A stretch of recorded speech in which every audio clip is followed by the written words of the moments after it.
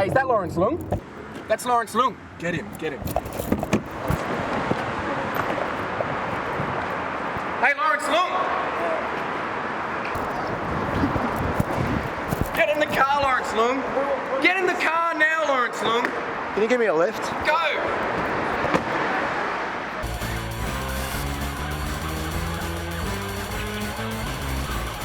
I'm really excited to be here as part of FILMINK TV, much against my better judgment, and I'm forced to host this thing for them in this car. FILMINK TV is fantastic, but not as fantastic as Choose Your Own Adventure, which is the show I did on ABC. The DVD is just released. It's all about all the things I ever wanted to do as a kid, but never got around to because I grew up. I kind of see it as a hybrid show of my favourite genres, which is comedy, documentary, and adventure series, much like Albie Mangles back in the day.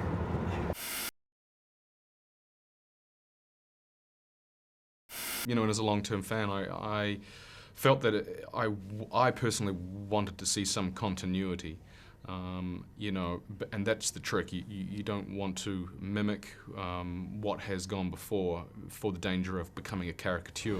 The question is, which path will you choose? The thing about theatre is when you give a performance, you get an immediate response. In film, you have to wait 2 years, and it's quite often only when you meet fans and people come up to you and say, hey, I really liked, you know, this, and this, and they always surprise you with what they like over, you know, your personal preferences of what films you kind of wish you'd never did or what, and then it's really lovely to meet people and hear that they appreciate what you do.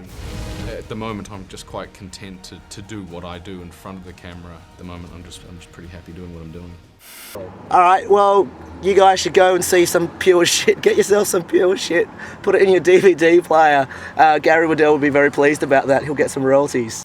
The film itself copped a lot of flack, mainly through the wowsers in the film industry at the time. I went along with what you said. Gave you your chance to be... Jesus, this is embarrassing. She's been binging on coke for a week. It was the 70s. Everybody was taking drugs. Heroin was a little bit low rent, but there was definitely a subculture in Carlton that, and I knew quite a lot of those people. In regards to my acting, I feel that I was at my rawest. I didn't think about what I was doing. I just did it. That's what you're supposed to do as an actor.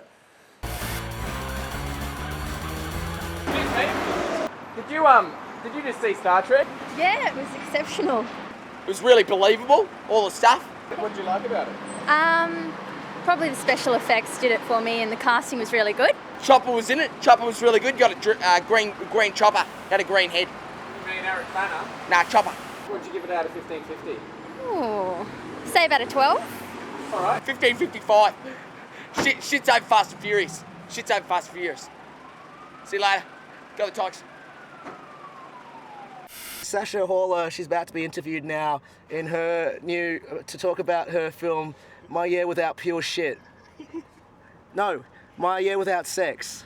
And I'm a huge fan of Look Both Ways and of Sarah's work, and we'd always said, because I had a really small part in that, we'd always said if anything else came up it would be wonderful to work together. And then I just feel like I'm missing out. How many times a week do you guys have sex? I think I've got a really strong sense of denial. People ask me, how do you play these roles or how do you go to these extremes? And I just think that I either don't read them as extreme people. I mean, you just have to walk around Sydney, you just have to go down to, you know, any train station, hang out in the cross. The people I play are not extreme. I had a lot of leads a while back.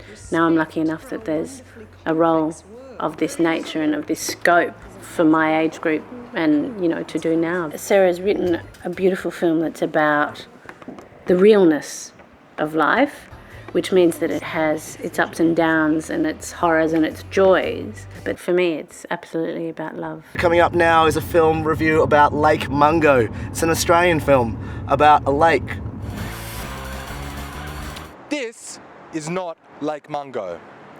Lake Mungo is a new Australian film set in a small Victorian town of Ararat. Something bad is going to happen to me.